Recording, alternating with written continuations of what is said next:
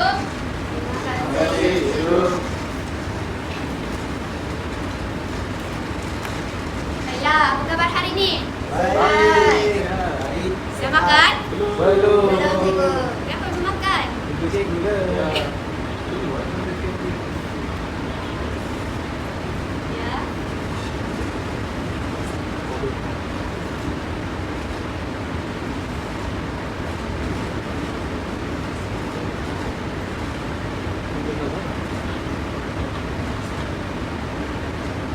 Baiklah, hari ini kita akan belajar satu perkara yang mungkin baru, mungkin juga kamu dah tahu, tapi apa-apa pun kita tengok dulu video ni. Boleh.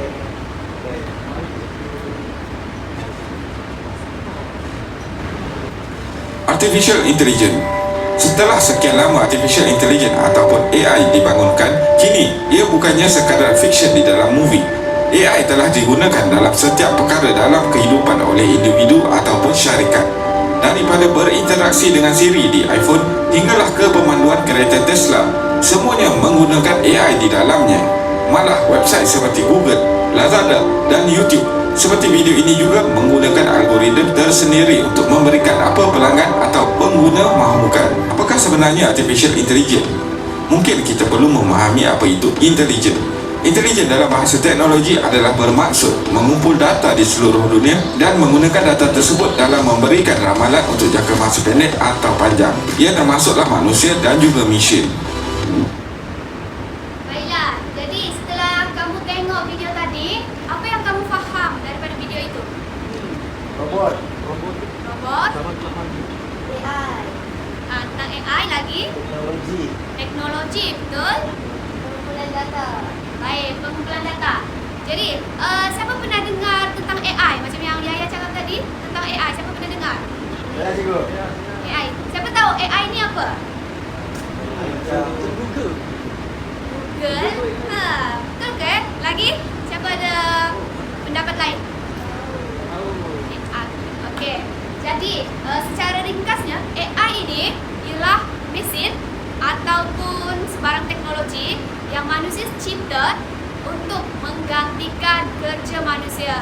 Jadi kiranya AI ini ialah mesin yang kita gunakan yang menggantikan kecerdasan manusia. Kamu rasa dalam hidup ni, dalam hidup kamu lah, pernah tak kamu guna AI? Benar. Pernah. Apa contoh AI yang kamu dah guna? Google, Google, betul? ChatGPT. ChatGPT, betul? Syarif tak tahu ChatGPT. Okey. Zulfaiz pernah guna AI tak? Gemini. Apa? Gemini. Gemini, apa tu? Dia macam ChatGPT tapi dalam Google. Cikgu baru tahu. Okey, jadi semua yang telah kamu sebut tadi tu betul. Google. Sebenarnya dalam hidup kita ni, kita memang tak terlepas daripada menggunakan AI. Lagi-lagi, sekarang ni kita hidup dalam zaman teknologi, zaman moden. Okey, cikgu bagi contoh paling dekat dengan kita. Siapa pernah guna Google Maps? Google Maps. Google Maps. Kita bagi pilih tambun juga. Google Maps atau Waze pernah guna? Pernah. Jadi itulah salah satu contoh yang kita gunakan AI untuk bantu kita punya kehidupan. Oh, Tadi cikgu dengar Ray cakapkan ChatGPT tu. ya, betul. ChatGPT. Siapa selain Syaril, siapa lagi yang tak tahu tentang ChatGPT? saya. Yaya pun tak tahu. Baiklah, jadi hari ini cikgu akan ajar kamu tentang ChatGPT.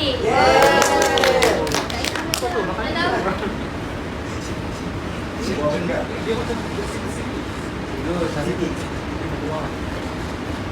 Dia macam picture begitu.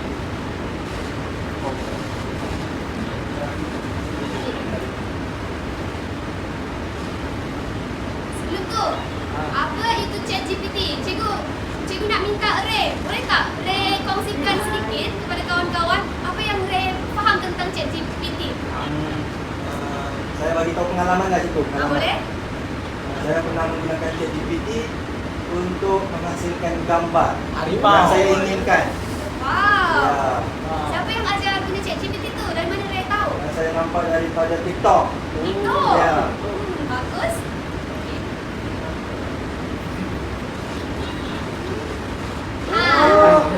Inilah ChatGPT. Oh. Ya. Betul. Apa yang kamu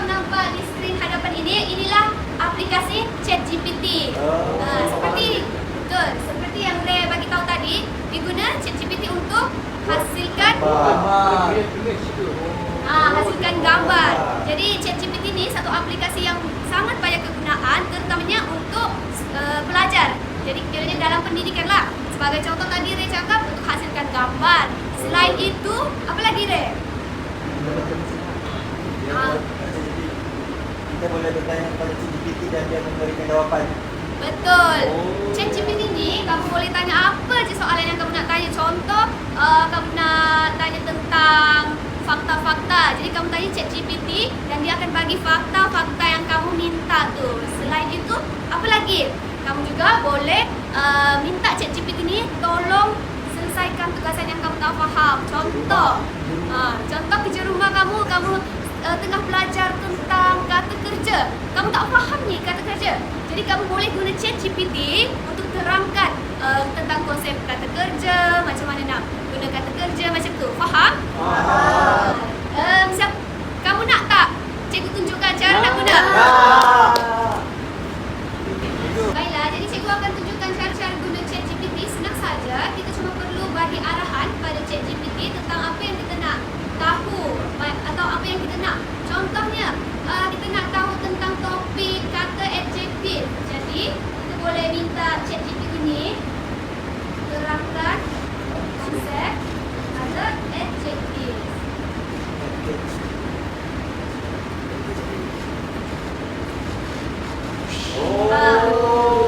Jadi seperti yang kamu nampak ni, ChatGPT dia akan bagi penerangan sesuai dengan apa yang kamu minta. Jadi selepas ini, kamu bolehlah guna ChatGPT ni untuk cari apa-apa maklumat berkaitan pembelajaran yang kamu nak. Siapa nak cuba bagi arahan kepada ChatGPT? Yaya nak? Okey Yaya, jom Yaya.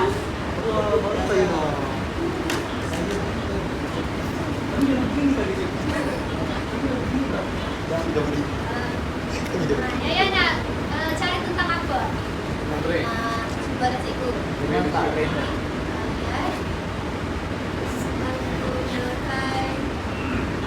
Kata batu. Cuba. Ni cikgu. Bawah.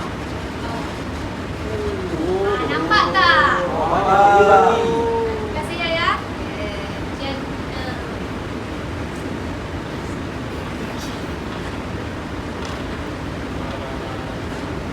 Siapa lagi yang nak cuba? Siapa yang tak pernah cuba tadi? Syaril kan? Syaril, cepat. Tadi kita dah cuba minta ChatGPT terangkan tentang kata adjektif. Yaya dah minta tentang ayat. Syaril nak minta tentang apa pula? Syaril, minta ChatGPT perkenalkan diri. Saya nak minta ChatGPT.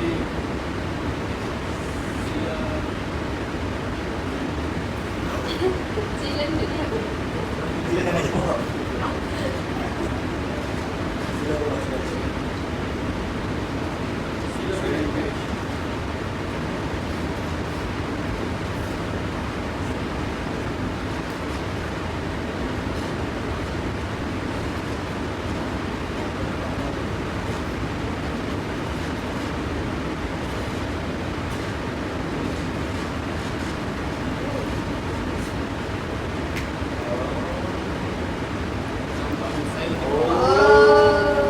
Syaril tak tahu. Sebenarnya saya nak Tengok ni, Syaril dah bagi arahan kepada ChatGPT. Sila bina image untuk situasi ini. Sebuah keluarga berkela di tepi taman. Dan tengok hasilnya, cantik tak? Cantik. Jadi itulah kegunaan-kegunaan ChatGPT yang kamu boleh manfaatkan sebagai seorang pelajar. Cikgu nak tanya satu soalan.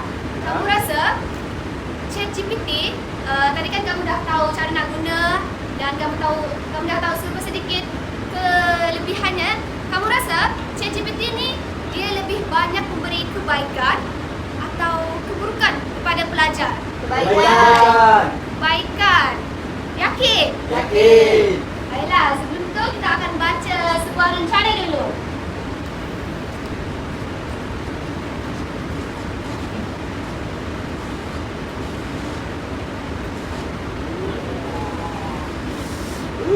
Cikgu Nazul Faiz, tolong baca tajuk rencana ni. penggunaan teknologi ChatGPT dalam pendidikan. Kawan atau lawan.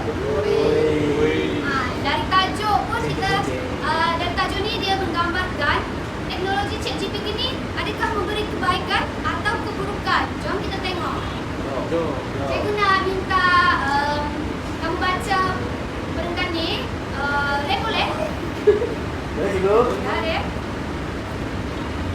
Boleh cikgu? Ya.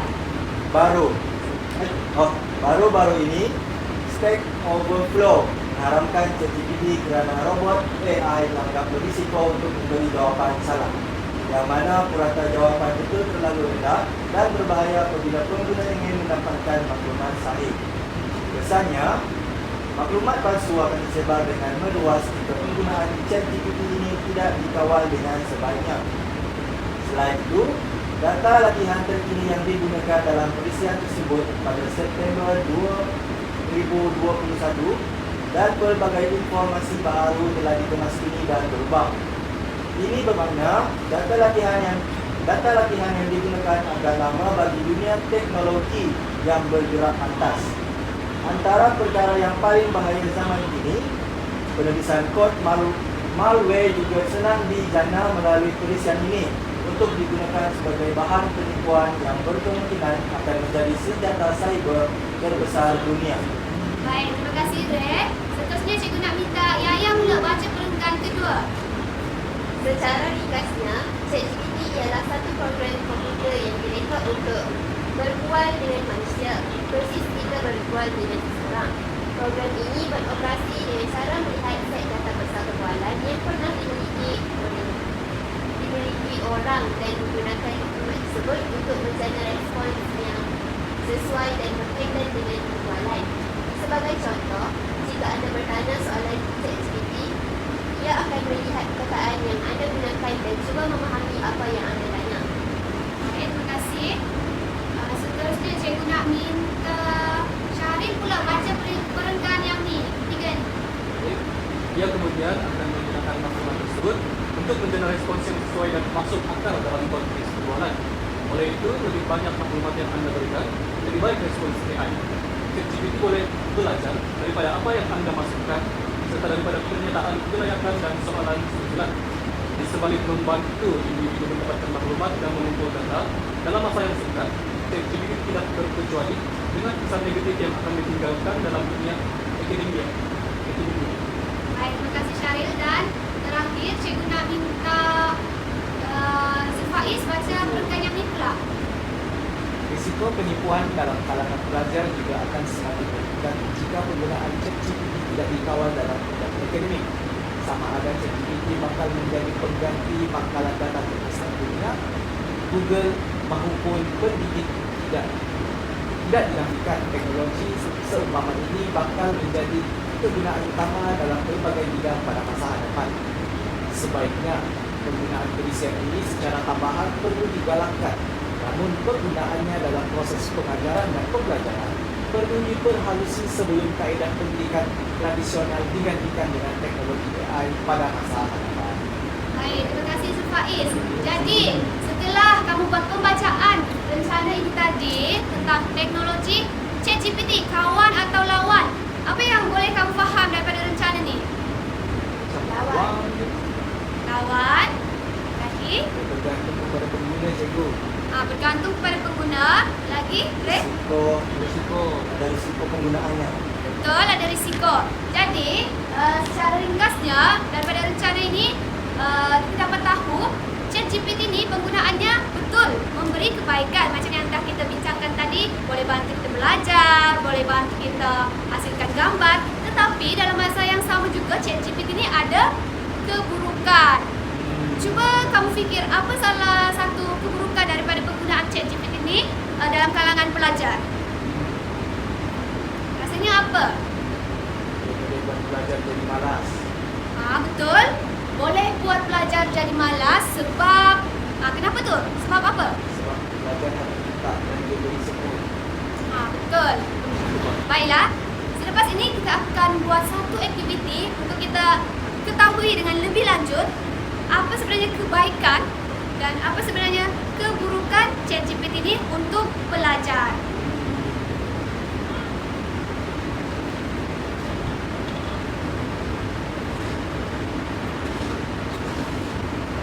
Siapa pernah guna teknik kod PMI?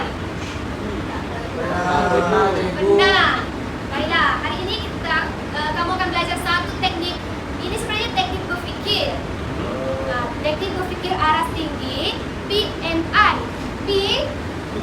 apa? Plus. M Minus. minus I. Inersi. Baiklah, jadi plus ni mewakili apa je benda yang baik tentang sesuatu itu. Kiranya kebaikan, manfaat, faedah. M minus mewakili apa semua aspek negatif tentang perkara tu. Dan yang terakhir I, interesting, semua benda yang menarik tentang sesuatu topik. Jadi contoh hari ini kita belajar tentang ChatGPT. Jadi kita akan tengok kebaikan, keburukan dan perkara menarik tentang ChatGPT menggunakan teknik kod PMI. Sebelum tu cikgu nak kita buat cikgu nak agihkan kumpulan. Cikgu nak ada 2 kumpulan, boleh cari ahli masing-masing. Dah, saya dengan Yaya cikgu. Dah? Kumpulan satu mana? Kumpulan satu? Kumpulan tu ada Ini kumpulan satu Sana kelas 1 cikgu. Ini kumpulan satu. Siapa ketua? Baik. Sebaik. Kumpulan 2 siapa ketua? Yaya. Saya cikgu. Keren. Baiklah. Cikgu akan terangkan apa aktiviti kumpulan yang kamu akan buat nanti. Baiklah, pertama cikgu akan bagi kamu beberapa artikel dan juga bahan rujukan yang berbentuk, contohnya gerakan akhbar. Ini kumpulan satu. Aku berdua. Kumpulan satu ya. Dan juga rencana daripada berita. Semua dah dapatkan? Dah. Cuba tengok kamu bahan tu tentang apa? Semua tentang ChatGPT, betul? Betul. Dan seterusnya cikgu akan bagi lembaran kerja. Untuk kamu. Baiklah, sekarang tengok kepada lembaran kerja tu. Lembaran kerja PMI. Kamu boleh nampak ada jadual betul tak? Dah. Jadi untuk jadual ni ada bahagian kebaikan, ada bahagian keburukan dan juga ada bahagian interesting, menarik. Jadi apa yang cikgu nak kamu buat, kamu pertama kamu baca dulu, baca tentang bahan yang kamu dapat tu, kenal pasti apa isi-isi yang boleh kamu dapat daripada bahan tu. Isi itu cikgu nak 3 benda. 1, kebaikan ChatGPT. 2, keburukan ChatGPT. Dan 3, perkara menarik tentang ChatGPT. Contohlah kan kamu tengok dalam ni bahan gerakan akhbar ni. Kamu nampak ChatGPT dapat tolong pelajar untuk buat kerja. Jadi itu boleh masuk dalam bahagian kebaikan. Dan macam tu jugalah untuk keburukan dan juga yang menarik tu. Faham semua? Jadi sekarang cikgu akan bagi kamu masa selama 10 minit. Boleh, 10 minit untuk kamu lengkapkan lembaran kerja ni. Dan selepas ni kita akan buat pembentangan. Boleh? Boleh. Okay, silakan.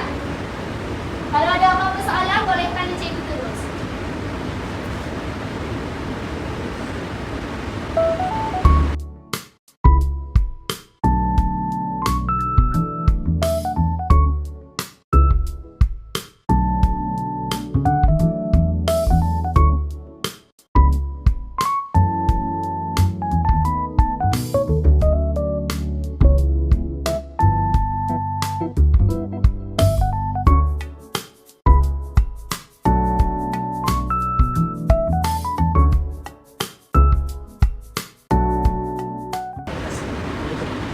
Baiklah, dah siap semua? Ya. Sudah. Dah. Jadi selepas ini kita akan buat pembentangan untuk setiap kumpulan. Cikgu Nas setiap kumpulan akan pergi ke depan dan bentangkan apa yang kamu dapat hasil daripada perbincangan kamu dengan kawan kamu tadi dan berdasarkan bahan rujukan yang kamu dapat tadi. Siapa nak mula dulu? Kumpulan 1 atau 2? Cikgu pilih kumpulan yang ni, kumpulan 1. Sila ke depan. Baiklah, cikgu nak semua bagi perhatian di depan. Apa yang cikgu nak, setiap kamu bentangkan apa yang kamu dah dapat tadi, kelemahan, kebaikan dan perkara menarik. Dan cikgu nak kamu simpulkan keseluruhan yang kamu dapat tu. Boleh? Boleh. Okay, teruskan kumpulan 1. Baiklah, kami akan bentangkan pertama sekali kebaikan ChatGPT. Kebaikan yang pertama, dia dapat tolong pelajar siapkan tugasan. Yang kedua, mampu memudahkan untuk mencari maklumat. Dan yang ketiga, mampu memberikan maklumat terkini. Oke, seterusnya untuk keburukan. Yang pertama sekali, kurang pemahaman konteks yang kompleks. Okey, kejap. Kurang pemahaman konteks yang kompleks. Yang lain setuju tak? Setuju. Baik, teruskan. Seterusnya, tidak dapat memenuhi kreativiti manusia. Yang lain setuju? Setuju. Baik. Dan yang ketiga, tidak mampu menggambarkan pengalaman lalu dan pengalaman kini. Yang tu apa maksudnya tu? Boleh terangkan?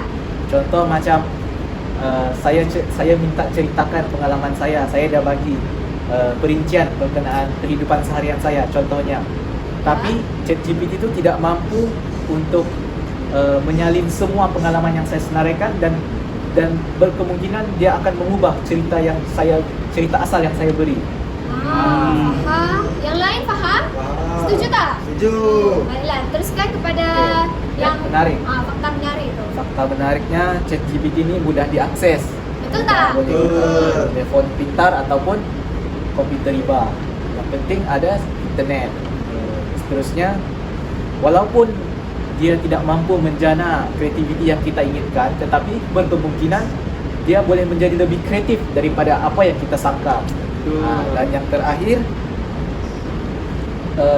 ChatGPT ini boleh menceritakan sejarah ataupun kisah-kisah mitos ataupun cerita-cerita fiction yang di luar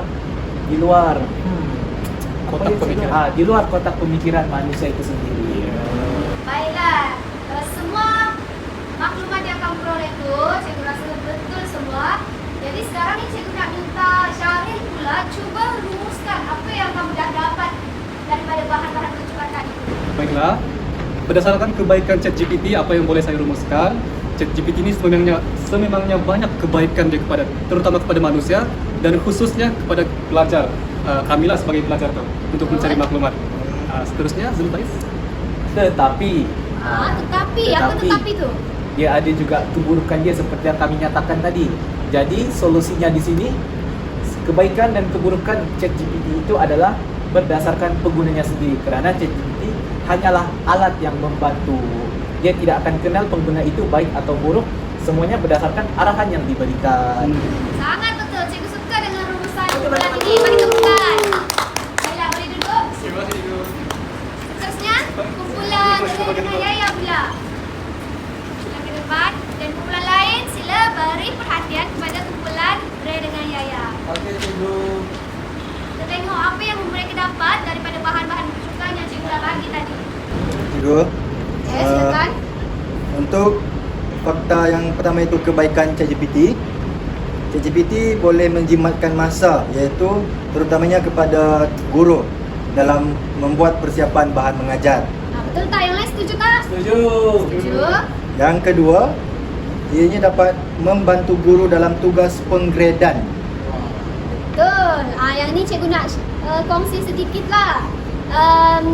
Cikgu memang betul ada menggunakan AI yang mana boleh bantu cikgu-cikgu ni, contohnya kira markah kamu semua macam tu. Jadi kiranya itu salah satu kebaikan kepada tenaga pendidik. Teruskan, Ray. Yang seterusnya iaitu keburukan. Keburukan. Yang pertama, ianya menggalakkan penipuan. Menggalakkan penipuan. Ya, Macam mana tu? contohnya menggunakan untuk menyelesaikan tugasan sekolah Menarik ni. tanpa berfikir. Yang lain setuju tak? Setuju. Okay, teruskan. Dan seterusnya, meskipun ChatGPT ini percuma boleh digunakan, tetapi ianya masih terbatas. Terbatas. Jadi kita memerlukan memerlukan sedikit kos untuk membeli package ChatGPT tersebut. Betul. Terusnya. Okey, apa yang menarik tentang ChatGPT ini ialah ChatGPT boleh analisis gambar dan juga ChatGPT ini juga boleh buat lirik lagu. Contoh kita nak Lagu sedih. lagu rock ke, sedih ke, kita boleh Pernah cuba ke? Pernah. Pernah dan boleh. Boleh. Dan jadi. Jadi Ya. lepas ni, Syaril kan minat menyanyi. Lepas ni Syaril bolehlah cuba minta tolong ChatGPT. Dan nyanyi dalam kelas. Ya. Baiklah, seterusnya.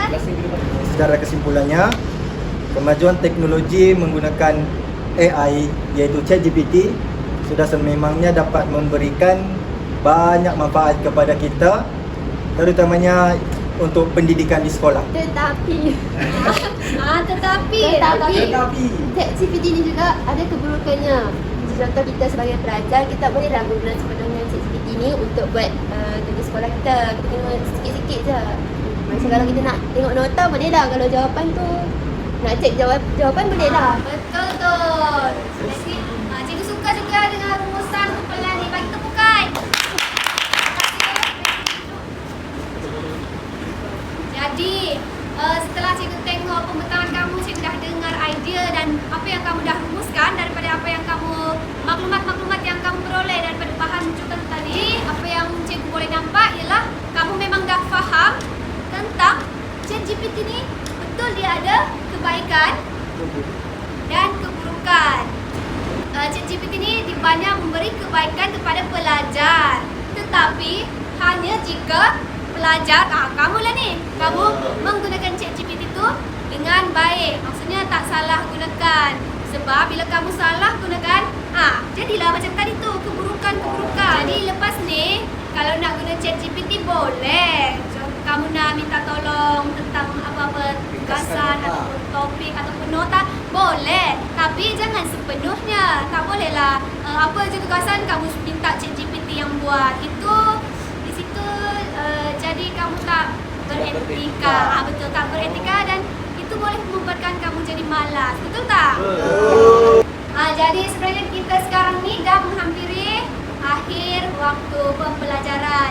Jadi cikgu nak kita imbas kembali apa yang kita dah belajar hari ni. Pertama tadi kita dah tengok tentang AI. Kedua tentang apa? ChatGPT. Yang mana ChatGPT ni dia ada kebaikan dan keburukan. Dan Yang menarik. ada benda-benda yang menarik tentang ChatGPT lah. Dan ketiga apa lagi kita belajar hari ni? Code. Betul, teknik code PMI. Untuk kita nilai sesuatu perkara itu dari aspek kebaikan, plus, minus dan interesting. Bukan untuk ChatGPT sahaja, tapi setiap perkara kita boleh guna teknik ni untuk kita nilai 3 aspek tu. Contohnya, kamu nak beli satu buku rujukan. Kamu tak tahu ni mana yang bagus, yang ni ke yang ni. Jadi kamu boleh guna teknik ni PMI untuk nilai yang ni apa baiknya, yang ni apa buruknya, apa yang menarik. Jadi bolehlah kamu buat keputusan yang lebih baik. Faham? Baiklah, sebelum kita berakhir, ada apa-apa soalan? Tak ada. Semua dah faham kan? Ada belajar perkara baru hari ni? Jadi itu sahaja untuk kelas hari ini. Terima kasih semua. Terima kasih.